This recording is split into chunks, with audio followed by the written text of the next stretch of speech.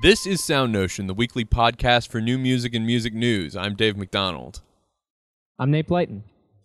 I'm Sam Merciers. And joining us this week is tenor Paul Sperry. Paul's latest album, Open House, is just released at the end of June on Innova Records, so you should check that out wherever finer CDs or digital recordings are sold. Thank you for joining us, Paul. Thanks. Nice to be with you guys. So we were just talking a moment ago that there are two large works on your new project. And you want to tell us a little bit about this CD just generally? Yeah, well, this is a CD that I've been hoping for a long time would eventually come out. Open House by Bill Balcom was written in the early 70s for the St. Paul Chamber Orchestra and Dennis Davies and me. And it's a cycle of Theodore Roethke poems in which Balcom tries to trace the emotional development of Roethke's life from a sort of a very down, angry early period to a tranquil end of life. And he does that by switching styles wildly from one song to the next. It's something that he had in common with Hans Werner Henze, for example, that he can write in any style totally convincingly. And the piece was a success, and it was immediately recorded by Nonesuch, but Nonesuch never saw fit to reissue it on CD. And so it's sort of languished since LPs disappeared. Robert Beezer's Songs from the Occasions, which is a setting of 6 poems of Eugenio Montale that Beezer wrote when he had his first stay at the American Academy in Rome. He'd won the Rome Prize, and he wanted very much to set some Montale, and he set 2 in English, the first and last, and the 4 middle poems in Italian for an ensemble of 7 players. And we premiered that, I think, in the early to mid-'80s, and recorded it finally in the mid-'90s. And it languished because there wasn't the right thing to bring it out on, either a CD that I was going to have of contemporary works or a Beezer CD. And he kept thinking about that, but other things kept pushing it out of the way. And so finally I had this opportunity with Innova Records, and I jumped at it to get these 2 pieces, which are 2 of the most wonderful pieces I did, out on a disc where people could enjoy them. One of the things that I really like about it is not only your really incredible singing, is that it is for voice and chamber orchestra, chamber ensemble. It's something that you don't get to hear a lot. Most of the CDs that you get featuring vocalists are voice and piano and maybe 1 or 2 other instruments, but the larger ensemble is really lovely, and in the writing is often very lush and takes advantage of all those really interesting timbres. Yeah, I'm amazed at how orchestral the sound is that Beezer gets out of 7 instruments. Yeah, it's really, really incredible. You're right. The size of the sound on the Beezer is really amazing. In fact, I don't think until you said that I even realized that it was only 7 instruments. Yeah. I'm glad that he fooled you. So, we have not actually on the show featured a lot of vocalists. We've been doing the show since January of last year, so about a little over a year and a half. And we've only had a couple of vocalists since we started. And maybe it's because we're instrumentalists and just don't know what vocalists are hip. But and by the way, I'm saying that you, sir, are hip. Thank you. I don't feel it anymore, but so and I was wondering if you could maybe share with us some of your thoughts as to why so much of the new music that we see and hear around the web and in concerts and in recordings is instrumental and not a lot of vocal music, less vocal music than maybe we would have heard a few decades or a few centuries prior. Well, certainly, one thing that turned off a lot of singers is when atonality serialism was in the ascendancy. I can't exaggerate the amount of extra time it takes to learn an atonal word as opposed to a tonal word for a singer. You can't put your finger down on the pitch. Yeah. And so the learning process goes up by a factor of maybe 10, maybe more. And wow. Who wants to spend that kind of time on a concert that's going to pay lousy? Mm-hmm. In Europe, it paid decently. You got a gig on German radio somewhere or Dutch or whatever, you got a nice fee for it. Here, you got a lousy fee. And very often you didn't get reviewed either. The piece did. Right. And you got a mention at the end. So it was not an avenue of appeal for a lot of people. When I started out, I wanted to be America's leader singer. I wanted to be America's Gérard Souzet and sing in all these languages and all this wonderful repertoire for voice and piano. And my manager that I acquired in Europe gave me an unpleasant summary of my prospects by saying, you can only sing songs for money when you're world famous, and you can't become world famous singing songs. So what will you do? And since I had no desire to sing opera, I was at a total loss. And my manager here said, you should be singing contemporary music. And this was 1971. And I went, and he said, no. He said, you've got what it takes to do it, and you're going to enjoy it. And he couldn't have been more right. Because working with composers is the most satisfying thing you can do, because they're the really important people in the profession.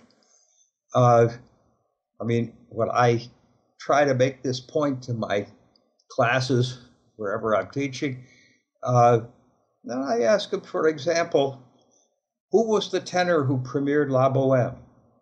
Nobody knows and nobody cares. But La Bohème is pretty good stuff. And so I feel that whatever we can do to be at the service of composers is what we ought to be doing. Nowadays, they're much more merciful. And you generally have an insight into what key you're in, maybe, or how to get a pitch or something. I mean, they still write very, very difficult stuff, some. And there have been very few times when I have felt that I put in a huge amount of time for a piece that was junk. Most of the time, I feel I was lucky. I had things that were something I could sing or do whatever was required without hurting myself, and that eventually it was learnable. And if it was not, after I'd been doing this for 10 or 15 years, I felt if I can't learn this, it's not my fault. It's not written well. Either the rhythms are so god-awful complex that nobody can tell the difference, or they're just, one composer said, well, I guess it's against the rules, but I could write you a few cues, when I told him that there was not one instant in the piece in which the piano was of any assistance to me in finding a pitch, and I'd spent 45 hours trying to learn a 15-minute piece. The pianist, by the way, spent 60 hours. Oh, sure. She got the notes right, I think. I don't know that I did. I got maybe half in the concert, and nobody knew the difference, and the composer didn't know the difference. So that I qualify as a piece of junk. Well, we're certainly glad that someone convinced you that this new stuff was worthwhile, and I think some of your criticisms of that music is absolutely right. And And one thing that strikes me about this album is that I think it's a really nice compromise between something that is listenable and oftentimes blatantly tonal, and then at other times can be really challenging. And it strikes a really interesting balance. The Bolcom in particular is back and forth between those two a lot. And it's really compelling, and I'm sure that changes the experience for you as well. It does indeed. I think Beezer is one of those composers, he's now in his mid-50s, I guess, who went into the conservatory route and was taught to write 12-tone music and wrestled for a long time with the fact that he couldn't write what he wanted to write that way, and finally broke away from that and found ways of being, to my ears, totally fresh and exciting in other means that were basically tonal. Lots of difficulty. I had, hard work and one rhythm I could never get until I went over it with him a few times and finally found a tricky way that I could do it. But I had already done another cycle of his and loved his music. And so, I'm willing to put in the time for a piece that's that good. That's for sure. Yeah, that's one thing that we've talked about on the show before, and something that I think we're all glad to see changing is that the teaching of composition has changed a lot in just the last 20 years or so to be much less dogmatic. I can't imagine anyone today going to conservatory or university music program and having a composition teacher say, you will write music that sounds like this. There's certainly that kind of selective process where I, as a student, say, that person writes music that I like and I want to write music that sounds kind of like that, and I want to go study with that person. But I can't imagine going to study with one of the few remaining composers that are still writing serial music and having them say to me, you will write 12-tone music. I just don't think that's the case. And it's really gratifying to see composers go through that process and still afterwards reflect on it and say, you know what, I can still write this other kind of stuff. Yeah, no, I agree. And a great teacher is somebody who brings out the best in any student in whatever direction they're going. I mean, think of Nadia Boulanger and think of all the different Americans that worked with her. You get Copeland and Theodore Chandler and David Diamond and Virgil Thompson, and they don't sound the same. So while we're talking about composers, all three of us are composers, and what would you tell a young composer who is interested in writing some vocal music? What kind of advice would you give a young composer? Okay, well, my joy in vocal music is the intersection of words and music. I've never been interested in vocalises or fragmented words and all that kind of stuff that some people do write very convincingly, but it's never anything I loved to do. And I would simply tell a composer, be aware of what the difficulties are. Think about the voice you're writing for. In Bernard Rand's Canti del Sole, which was one of the thrills of my life and won the Pulitzer Prize, he said a Dylan Thomas poem, and he said it hugely on E and F sharp, and at the end, a huge G sharp. And so I'm hanging in what tenors would call the passaggio, where the voice is on its way to changing registers, and it's exhausting. And the only way I could get through that song was to hold back and hold back and hold back so that I had something left when I got to the G sharp. It was very difficult. It took a lot of figuring it out. So don't bang away in that register if you could avoid it. I also like to tell people that for me, when I was really singing a lot, I was not a high tenor, but anything from C to G, I would tell a composer, I can do almost anything you want on those pitches in terms of volume, color, whatever. But if you push me out past that, my options go down. And if you push me to any extreme, I basically got one sound. If you want a whole variety of different colors and different delivery and different dynamics and all that, stay somewhere in a singer's middle range and use the extremes for an extreme moment or something. It's sort of, but it depends. Every singer has a different combination of talents and weaknesses. I wrote to Bill Balcom. He asked me, what can you do and you can't do?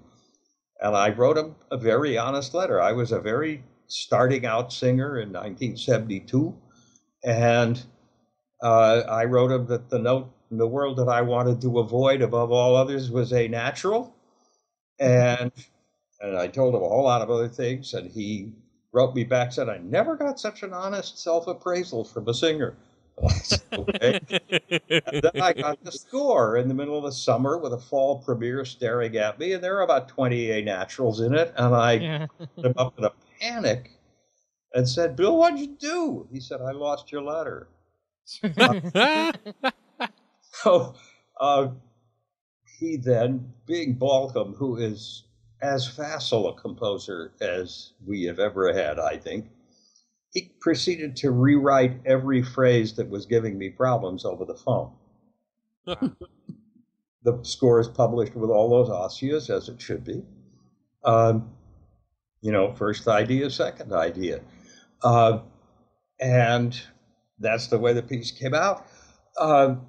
And I don't think that it substantially altered the emotional impact of the piece. I mean, he had studied with Retke at the University of Washington. He took his poetry course, not because he wanted to write poetry, but because he wanted to set it.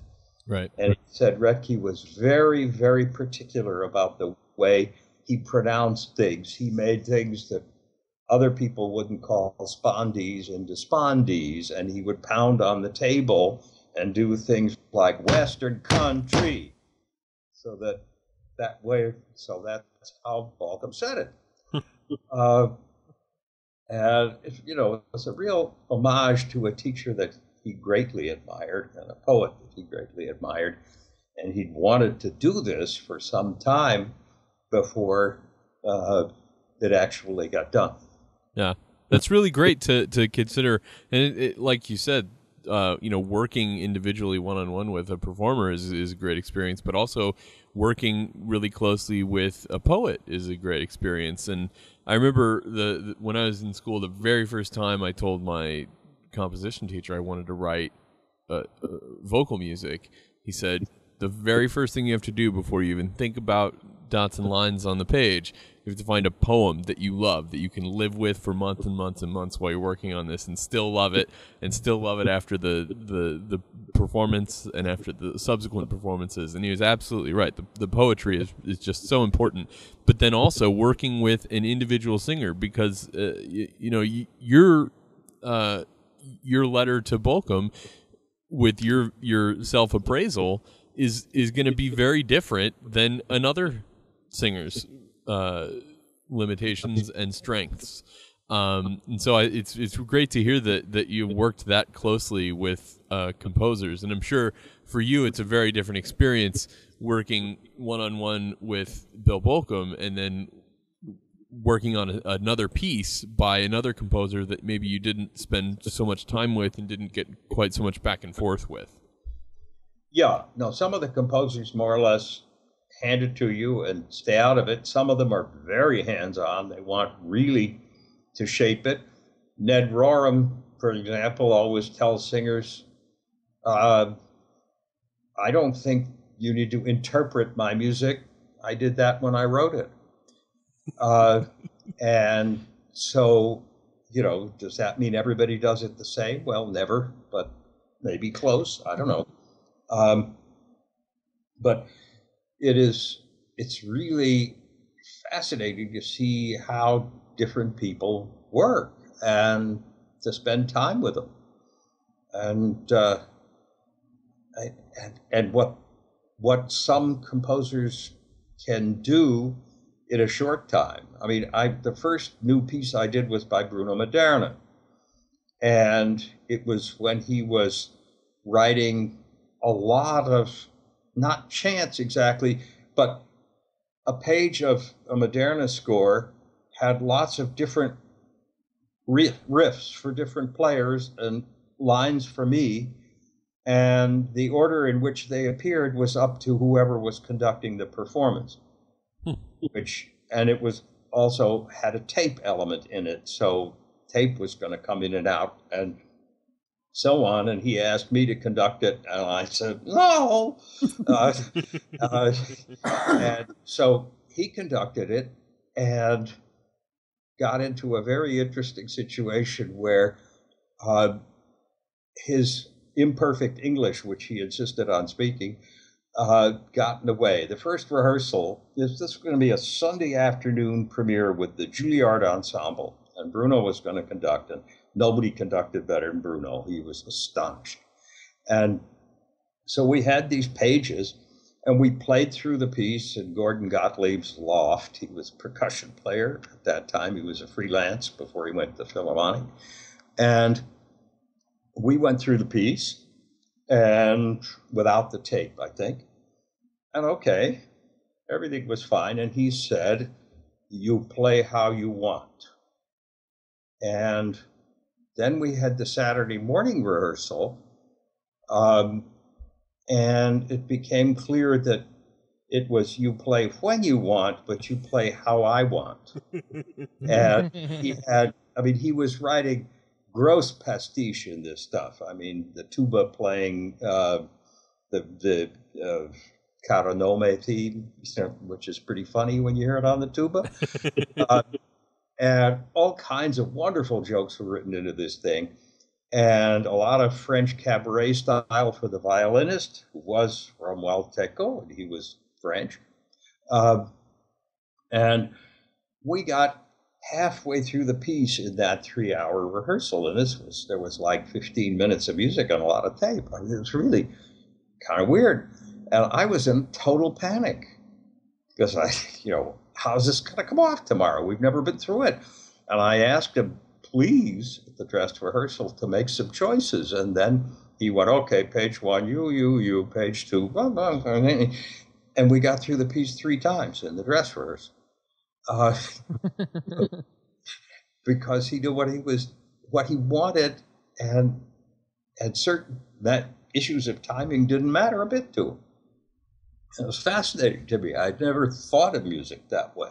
Yeah, that's a great story, and it's something that I think a lot of performers are often surprised at how flexible composers are willing to be with their music.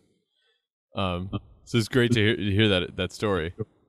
Yeah, well, I guess the verticality of it, he wrote a fugue at the end, very funny, because the last line of this wonderful text that a friend of mine wrote for Maderna is, I think I am a libertine and ignoramus. And so Bruno wrote fuga ignoramus over the last few pages, and they're totally vertical. And they line up, and they have to, and it's funny as hell. He's wonderfully funny. That's great. So, Paul, I had a question about vocal pedagogy. Talking about when you were younger, getting into the idea of learning new music. Do you think that, and I bring this up because I bellyache about this from the composer's point of view quite a bit. Composers go to school and there's a weight of a canon on them, and the further along we go, the bigger the canon gets, I guess, Do you think that the weight of like learning to sing the requisite amount of songs and the requisite amount of languages and all the work that they have to put in to be a well-rounded, academically trained singer kind of stands in the way maybe sometimes of learning new music, or no? Well, I don't think the training stands in the way of it, except how the training is put together. There are a lot of places where they pay no attention at all. and they leave it to a particularly interested singer or curious singer to find a composer and work with them. I'm surprised. I mean, rhythm has always been my weakest thing, but, you know, I can do fives and sevens, and when I go, if I assign in one of my song classes a Leonard Bernstein song with sevens in it, they go to pieces. Or Samuel Barber, which has, you know, no bar lines. Yeah. Or no meter, particularly. And it throws them, because the way that they're brought up on standard repertory, mostly 19th century, early 20th century. If it's songs, it's up to Poulenc.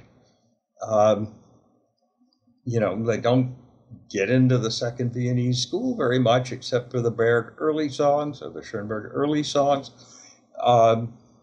And yeah, I'm assigning a song every week or every 2 weeks, and I'm not going to give them a really hard atonal song because they're not going to learn it in the time. They can't. That's reasonable. But now, at least, some of the opera programs, I teach the Manhattan School, and they're always doing new operas. And I think the kids on the whole are enjoying it a lot. So, and I don't know, somebody was doing the Spratlin opera that, you know, where he won the Pulitzer for one act and the piece would never been performed. And it won a Pulitzer 20 years later. I don't remember why that happened, except the Pulitzer people are weird anyway.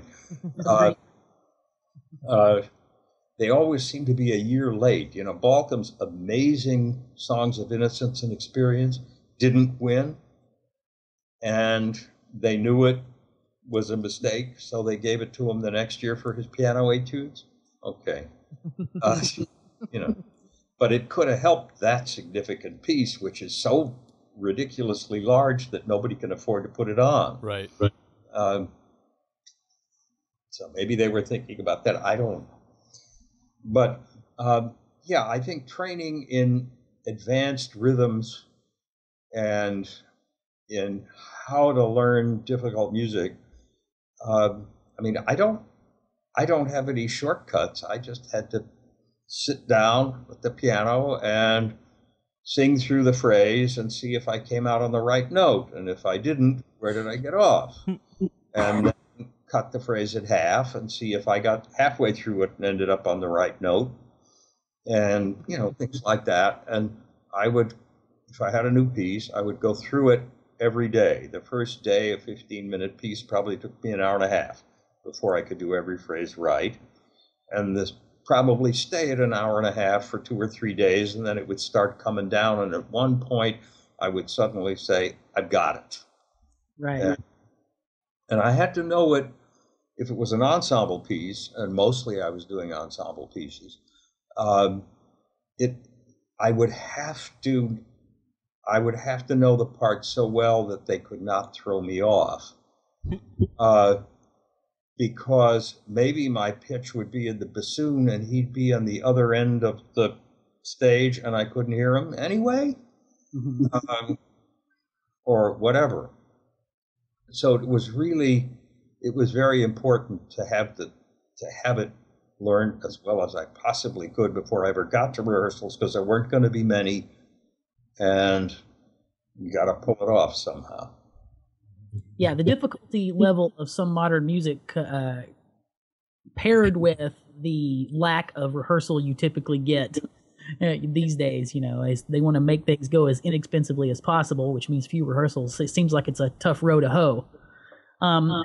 Related to the question about pedagogy, kind of getting towards our news stories, I wonder if you have any thoughts about amplification vocal music, because there are certain small sounds the voice is capable of making that aren't traditionally included, because you're talking about a tradition where the singer has to be heard without amplification and likely singing over some instruments of some sort. I'm wondering if you have any thoughts about amplification and vocal music. Well, in a word, I don't like it. It seems to me that the thing that we work so damn hard to do is to learn how to project our singing voice into a much larger space than it ought to be heard at any volume. And pianissimo is the last thing that most singers learn. But if you think of the greatest Verdi singers, the sopranos, they've got to have these pianissos that make you drop dead. And if you if you put a microphone up there, anybody can do it. And I've worked too hard. You know, it's that kind of feeling. I even now, but I'm a Luddite and I'm not a young kid. But for me, I want to hear acoustic music when I go to a concert. Now, I know that puts me 30 years behind the time. But one of the things I never liked about rock music was it was too damn loud and too damn canned. You know, and I couldn't tell what anybody could really do. One time, I did a concert with Phil Glass, and it was his crossover album, which had the Roaches and Linda Ronstadt and a whole lot of people, and one so-called classical song that Doug Perry was supposed to sing, but he couldn't do it on a couple of times in this tour, and so I got it. And it was a very quiet little thing, and Phil said, I want it all sung very quietly. I want you in falsetto whenever it goes up high. I will take care of the rest. Okay, we got up on the stage at Avery Fisher Hall, and there's a little, introduction before I'm supposed to sing, come to the mountain, that kind of thing. And all of a sudden, I got physically assaulted from behind by a wall of noise. And I went, oh! No. And then with the volume and my voice comes rocketing out. I hated it. I hated the experience. Mm-hmm. So I'm not with it today, but that's what happens maybe when you get into your upper 70s. It goes against everything I worked for. Well, I think what Sam is saying is it is a different sound. It is indeed. Yeah, there are people who are extraordinary manipulators with microphones and know exactly what to do and how to do it. It's not me. And, if I want to hear canned sound, I can stay home. Doesn't change a lot. Well, I had a follow-up question, which I think I know the answer to now, is should microphone technique be taught to vocal majors at the academy? Well, since it's going to be used, sure. I mean, anything you can do to increase your odds of success are some things you should learn. Wasn't an issue when I was studying, and I never went to a music school, so I don't have that training. I made it up for myself. I didn't decide to sing until I was just before my 30th birthday, and I figured it's much too late to go to a music school, even if I could get in. Wow. And so I did my own curriculum. I learned German, and I already knew French, and I went to Stella Adler's acting studio, and I tried going to a gym, but I didn't keep up with that very long. I say I try to go to the gym every day, but I've missed the past 4,000 days. Yeah, right. Well, if that's all. Yeah. Well, I think this discussion leads right into the first topic in the week's news. Reuters has a piece that is sort of a brief overview of a paper, and we are going to have a link to the actual paper available on nature.com. Basically putting forth the idea. It's a big study. What was the thing that they used? The million song data set. This is done by a bunch of computer scientists and in particular, I think an artificial intelligence specialist. Yeah, using the million song data set, They did a study, sort of calculating a progression towards homogeneity in musical, or the homogenization of musical discourse, is Also known as boringness. right. Basically, that the timbral range, the variety of different timbres, and the variety of different like transitions, note to note transitions, like basically like chord changes and melodies, Right. have gotten more the same over the past 50 years. And it kind of, there's a brief overview of that in Reuters, and then if you want to look at the actual numbers and get an idea of their process and methodology, we're going to have a link to the actual paper. And they talk about volume inflation too, which I think is something Paul would have feelings about. Basically, music has gotten louder and more the same in pop music. However, I want to know exactly what they mean by pop music, because pop music is a term that also gets used to describe a lot of music I love that I guarantee you does not suffer from a dearth of timbral variety.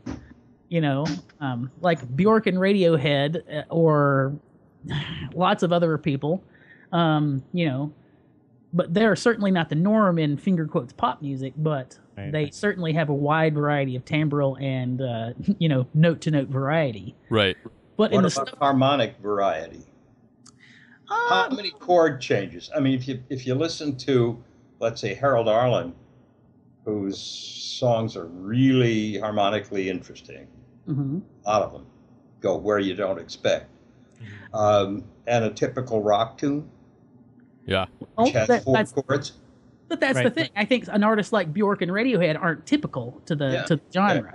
I mean, these are a way I can kind of, I mean, I can't mount a defense of them right now, but as a sort of an anecdotal way of defending their approach to music is that Walter Everett, who is the theorist at Michigan University, has written papers analyzing the music of Bjork and Radiohead as an example, and the Beatles, you know. He's done a lot of that kind of stuff, but he thinks there's enough stuff there to warrant writing a paper. And when you read them, you know, and well, I did a marching band arrangement of a bunch of Bjork's music, and I can tell you for a fact that it's not, you know, it's not your typical chord changes that you can just pluck out and automatically know. And mostly it's just sort of modal and contrapuntal on her part. Right. Well, part of this study, I think, talking about this study just kind of feels good. You know, you say, the kids these days have no appreciation for the fundamentals of the game. And, you know, this is, science proves it. So, but I think you're right. The sample, the data set that they're using is probably based on some baseline of record sales, some probably like Billboard charts or something. And I'm also curious as to how exactly they quantify some of these things, especially the things that we in music have a hard time quantifying, like timbre. It's really easy to say, well, not always really easy, but it's usually pretty easy to say how often a pitch changes in a melody. It's much harder to say how often the timbre changes. That seems to me to be true. For me, the thing that's turned me off of it so much is rhythmic monotony and harmonic monotony. And, you know, that the rhythm is relentless and overemphasized, too much percussion sometimes. And it turns me off after about 10 minutes. Right. But if they're doing a vast study, then realize that most of it's going to be lowest common denominator music. And that they probably are not being as overwhelmingly great about the music from 50 years ago. They're probably picking out the stuff that's still around to compare it to, and that's going to be better stuff. Yeah, absolutely. It's interesting. You know, we had an awful lot of 10th rate pop music when I was growing up. So I don't think that's changed. I mean, I loved the hit parade and all that kind of stuff, and I knew the 10 top tunes. But some of them now, when I think about them, they're pretty embarrassing. Some of my favorites. dance, ballerina dance. And I think that's something to remember, is that history kind of weeds out the stuff that sucks, and we remember the stuff that was good. And it's easy to think back 30 or 40 or 50 years and say, oh, man, look at all that great music. But it's only because we've forgotten all the crappy music from 50 years ago. Well, if you were to do a sample of all the Baroque music that's being played on the radio ad nauseum, then I think you'd find a huge amount of similarity, like Stravinsky's famous Vivaldi comment. He didn't write 500 concertos, he wrote one concerto 500 times. And so you get that kind of thing with Baroque music too. What's happened is that we've been exhuming all the lesser stuff with passion over the last 50 years, and some of it very worthwhile, and a lot of it boilerplate. Yeah. Yes. Well, it's kind of what we have to remember is that nobody in this group is consuming radio music on a large scale, and the bulk of the music that's a part of this study is the music that we didn't and don't listen to. Right. Matchbox 20 kind of stuff. Well, I mean, what's that name? yeah, some of us have spent some time listening and living in that world. As Sam, you can name those names, and you know a lot of that music too, I bet. Well, sure. Like I admit I do. And sure, you can't avoid it, really. Mm-hmm. So anyway, so in the same vein, sort of, there's an article by Matthew Guerreri this week in New Music Box. Last week? Was it last week? Yeah, it's recently. August 2nd. From New Music Box, New England's Prospect, Output and Gain. It's about the Bang on a Can Festival. And this is, I think, a little bit like what Paul was telling us about earlier, his experience with Philip Glass and his own amplified experience. But, yeah, sorry to interrupt. Go ahead, Sam. No, it's, well, everybody knows that, well, not everybody, but anybody who's interested in new music knows Bang on a Can and knows that that amplification is nothing new to them. They amplify, I don't know if it's always been this way, but they amplify just about everything, and this festival was no different. And so Matthew is basically putting forth the idea that you kind of get some built-in homogenization when everything is amplified. It puts a veneer on everything you hear that even no matter how different the pieces are and how hard a vocalist or whoever is working to make themselves sound unique, the amplification in and of itself kind of puts this sameness veneer on top of everything. Mm-hmm. Nate, you're an audio tech guy. I was going to suggest that there might even, to a certain extent, be a little timbral signature of whatever the speakers are that are in that hall, and same with the microphones and stuff. But yeah, that raised dynamic and having this extra, this extra push, this extra layer of urgency. Yeah. Going the whole time. Yeah, I can see how it would. I don't think I've been to a chamber music concert, a classical music concert that was all amplified. I'd be interested.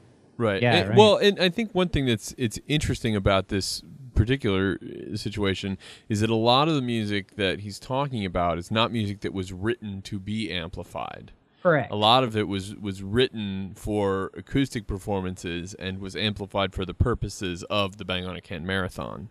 Right. So it's a very different thing than writing a piece and calling for amplification. Sorry, Paul, go ahead.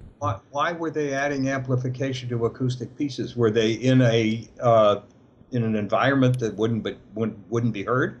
Yeah, it's the Bang on a Can Marathon, so is it outdoors? But it's a long concert and people are coming and going a lot, so it's not as quiet as a lot of other traditional concert halls. Right. It's a come and go as you please vibe is the way he describes it.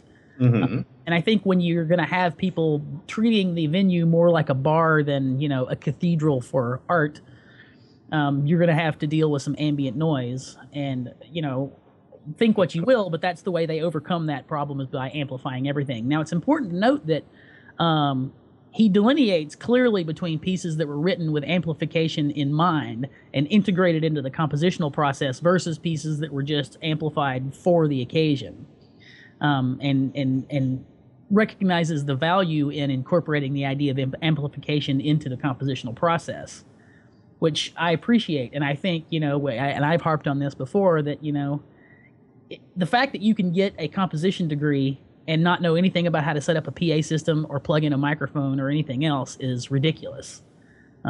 Considering the chances that you're going to run into that kind of thing somewhere in your life are very, very high.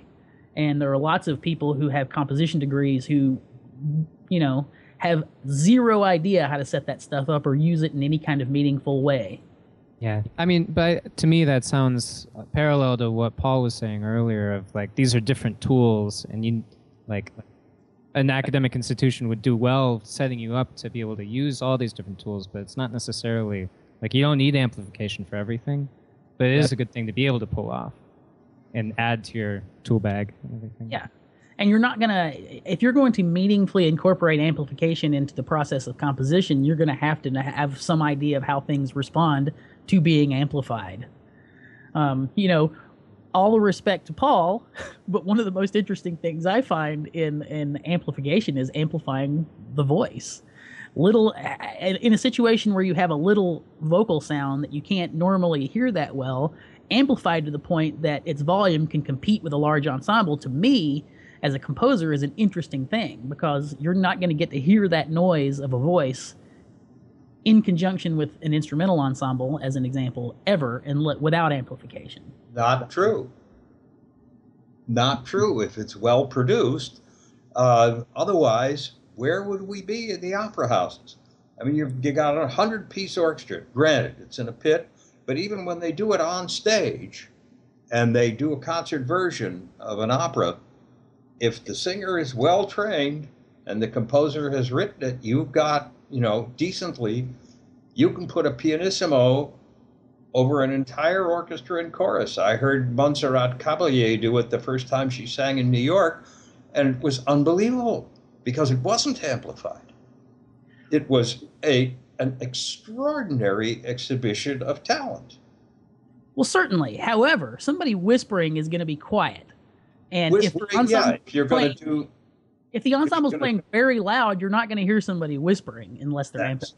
That's true, but why should you hear somebody whispering if you're playing very loud? And I think that's actually what I want to hear. Well, so I think the issue here, and I think we've all heard this dozens of times, is composers kind of relying on amplification as a crutch to solve orchestration problems, and that I'm not very impressed with. I'm not in favor of that.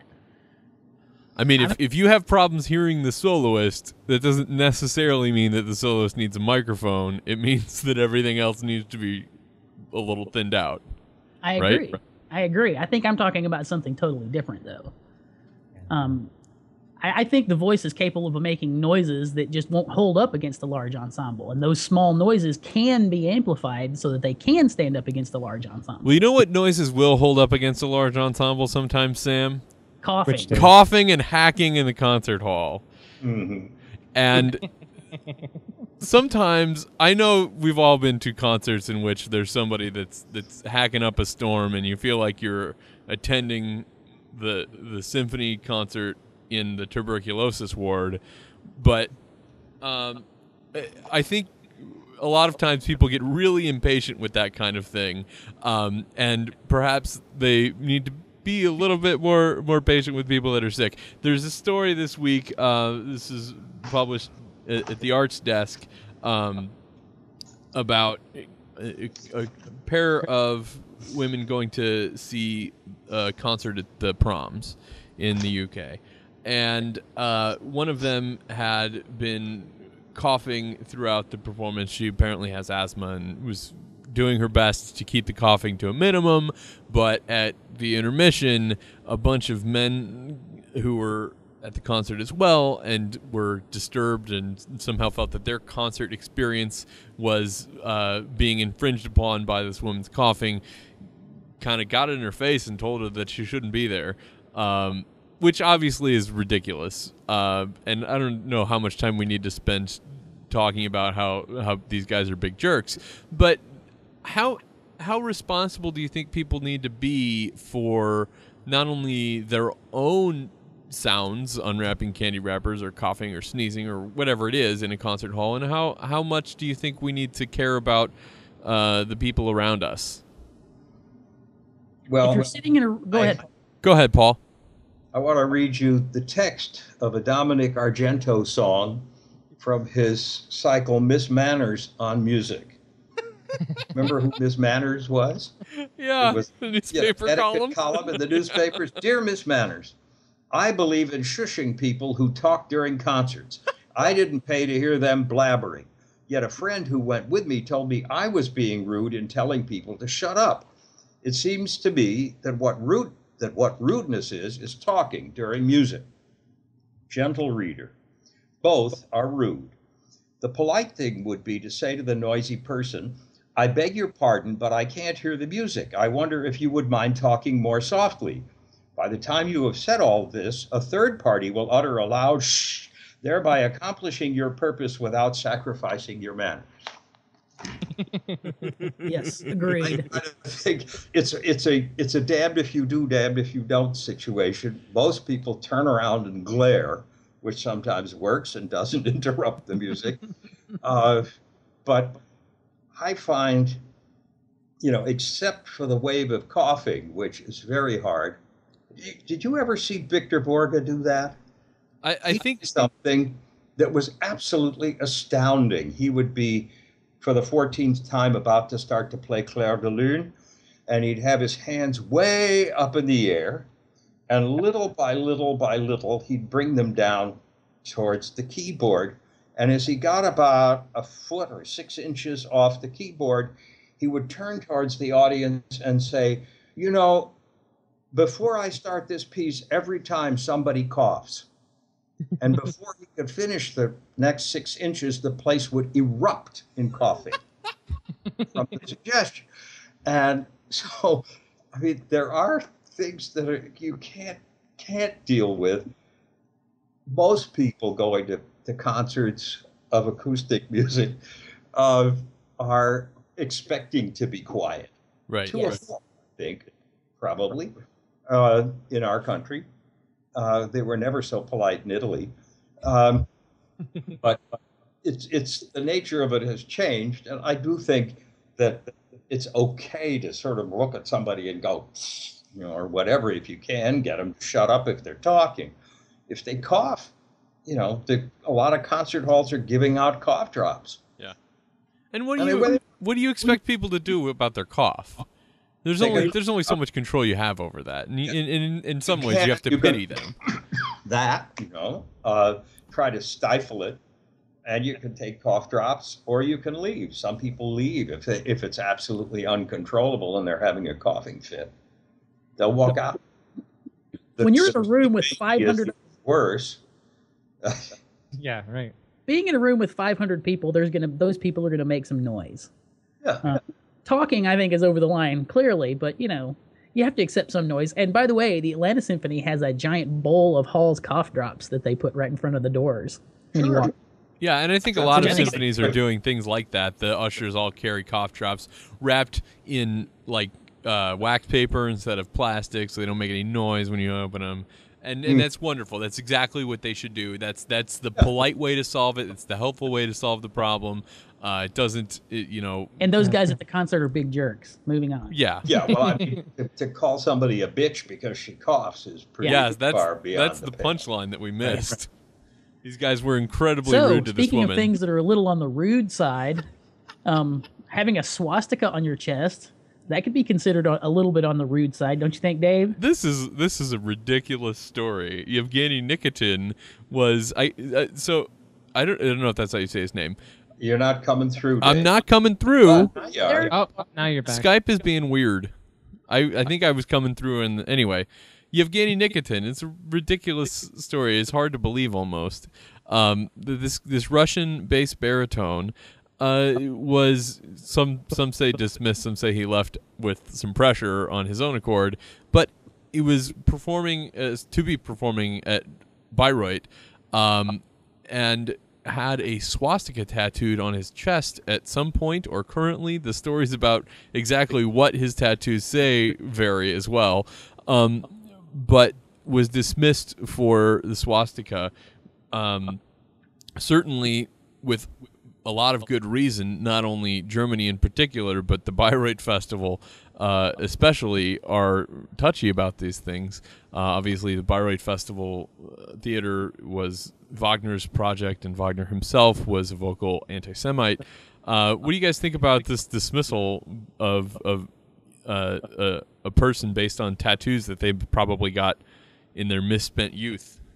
While singing in a metal band, apparently. Right. So that's pretty funny. I bet he knows about amplification. Well, to me, it's like if, let's assume that it was an idiotic, childish decision he made early in life. Fine. He should be smart enough if he's going to be in in any kind of professional setting to never let people see it. Yeah. That's all I can say. I mean, I don't think that any of us are in position to make judgments on what he feels inside or anything like that. But certainly, you should take steps to make sure nobody sees it if you want to have a career. Is anybody? Go ahead, Paul. No, I'm just thinking of all the famous artists who performed for the Nazis that we were perfectly willing to forgive. Right. Schwarzkopf and Karajan and Furtwängler and who knows who all. And I understand that symbols are important, but does anybody actually think that this guy is a neo-Nazi? I don't think anybody is proposing that. It's just because he played in a metal band. Yeah, I mean, I think it's a thing that we can just chalk up to being in a crazy metal band, right? I think so. Nate? I think that's fair. I mean, tattoos can be covered up; they can be removed, and yeah. If it becomes a career breaker, you should take it off. Yeah, right. It wouldn't be pleasant, but yes. Sibelius users of the world unite, right, Dave? Oh man, I don't want to really talk about this too much, but this is a Sibelius user group. Of course, we've talked about the fact that Sibelius, Avid, the large software company who bought Sibelius a number of years ago, and has been developing it for the last version or two, has decided that they're going to dissolve the development team in the UK. The story that I read most recently is that they're moving development, at least in part, if not in whole, to California, where the rest of Avid's development teams are, to incorporate Sibelius into, as the representative said, the rest of Avid's audio software, which I think represents a pretty big misunderstanding of what Sibelius does, because it's not really audio software. And I hope that it doesn't become any more like Pro Tools than it already is. So anyway, Dave, you got to realize though, we're expensively trained composers who use notation programs for notation, but I have met composers in my life who basically use Finale or Sibelius as a sequencing program. You can stick effects and everything on there, so they're using it as a way to generate the noise. Yeah, but you can get a sequencing program that will be much more appropriate for sequencing. But you couldn't fault a company for realizing that a big portion of its user base are people who think that way and trying to make it more that way to make those people who everybody's money's green, We'll see.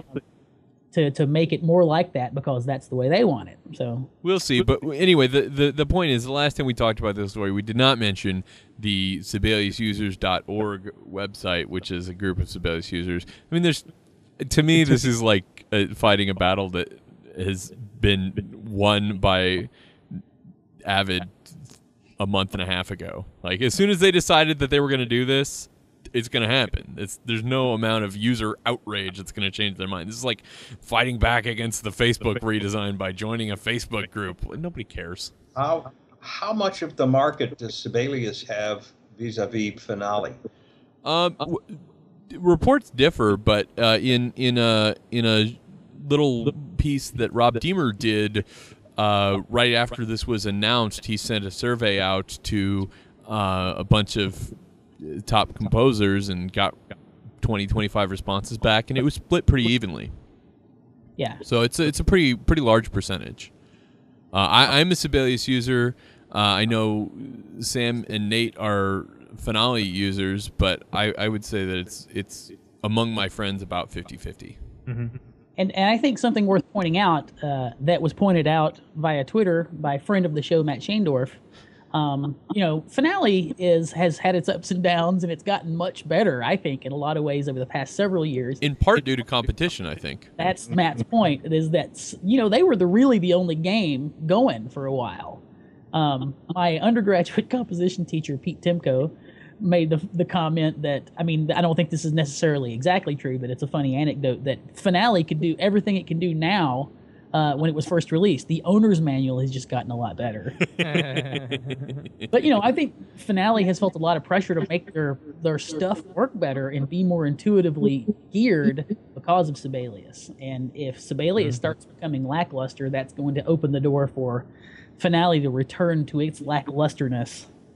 Yeah, I do hope that they both stay competitive and that Sibelius doesn't lose its quality as a notation software, as Dave was saying, that it might get more and more like Pro Tools and be a sequencer and stuff. Yeah. That competition is key. And let's hope that they both keep going. Go for it, Sam. Sequencers. There's another sequencer using, and this is my favorite part of this story, is that there's a video game review on New Music Box, essentially. This is by Dan Visconti, and I did a quick search on New Music Box. I think this is the third one of these that I can find. Normally, the music reviews over at New Music Box are under the heading Sounds Heard. This is the third in a very short series called Games Played over at New Music Box. And Dan Visconti takes a quick look at a project that's part of these Google Web experiments called Tonecraft by a Swedish developer called Dynamo, and it's based on the visual whatever of Minecraft. Let me see if I can show this a little bit really quick. Let's do this. So this is, I'm gonna have to back out. Here we go. We see this? Boom. So this is Tonecraft. It's pretty simple sequencer. This is a Dave McDonald original composition.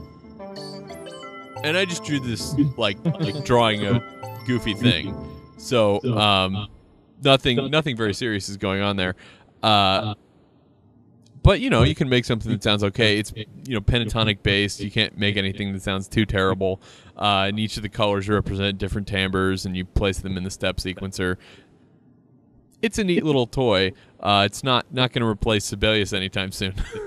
Yes, but I think he underplays the compositional sort of educational value that can come from this, from someone who has no knowledge of notation or how it works, or even how a sequencer works, or anything like that. Just the idea that do these things in the sequence, it sort of has an intuitive explanation of rhythm and notation and that kind of stuff, and like doubling voices even. And when you start randomly clicking boxes, you can make something that has a sound, but then you hear it play back and you watch the line move and see what happens, and then you immediately start getting an understanding of, things happen in sequence, and when you add stuff, it happens in sequence over. There's just a lot to learn for someone who has no knowledge of it, I think. And right. I think this kind of learning is going to become more and more prominent as we go forward. That's what's exciting about it. I was telling Nate earlier, I certainly remember a person in a studio class once it was announced that one could compose original works for the Rock Band video game series.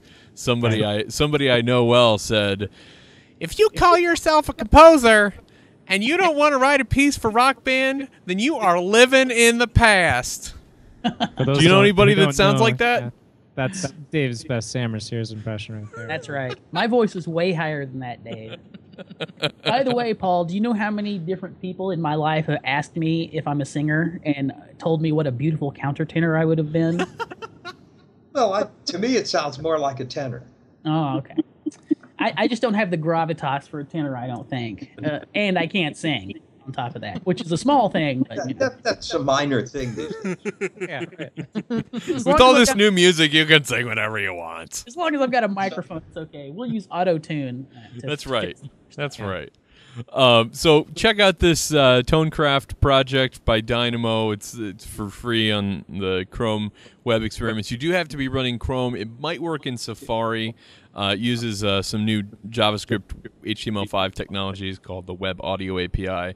And if all of that was gibberish to you, it is to me too. So should we move on to our pick of the week, Sam? The pick of the week.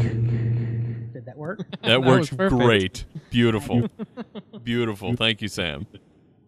So our pick of the week is, of course, by our guest, Paul Sperry, from the album that we mentioned earlier, Open House, from, in fact, the title piece, Open House, by Bill Bolcom.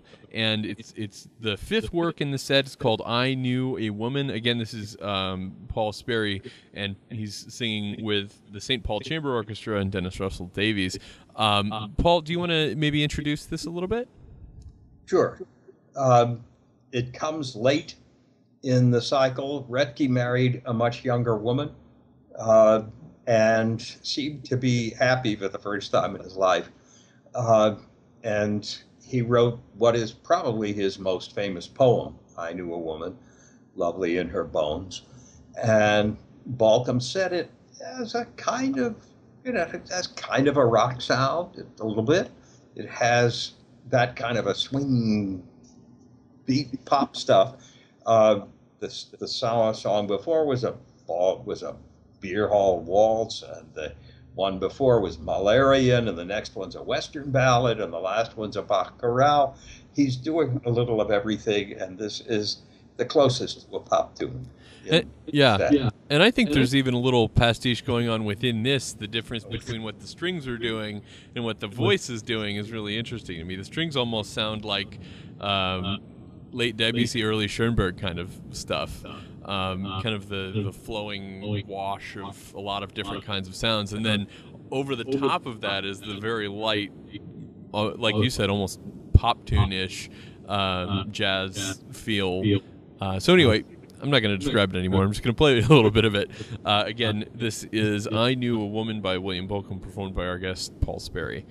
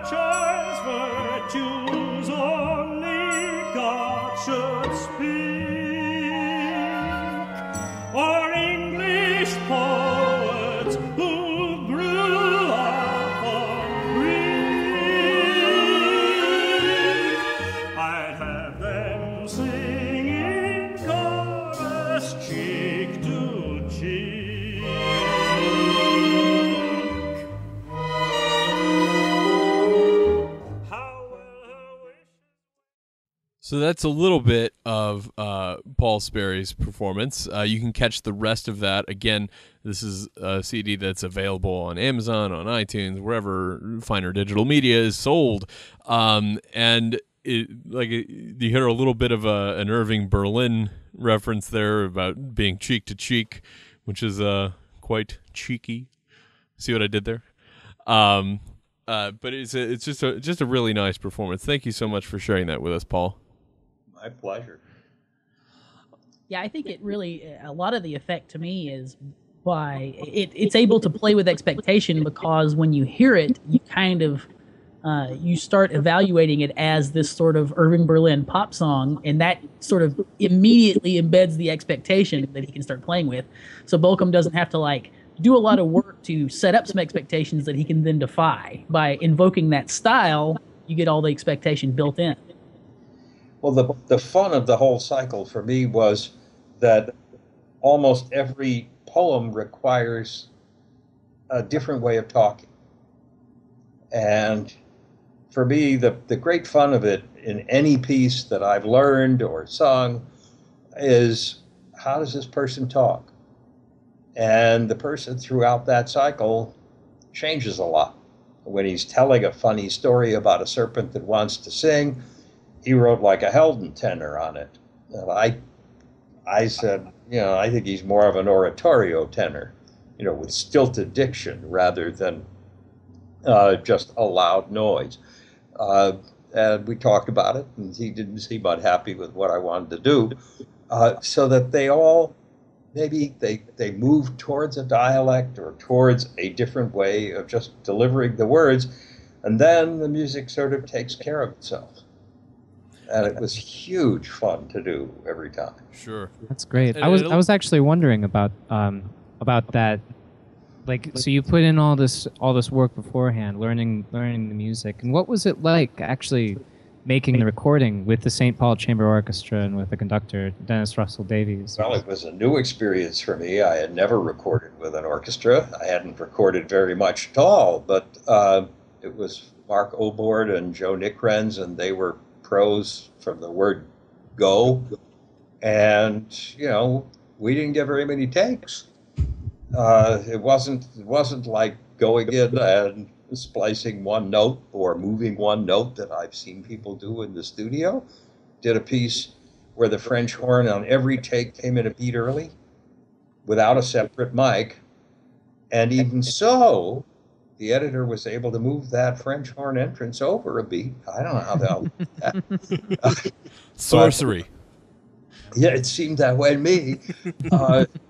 But then, as I said, I'm a Luddite.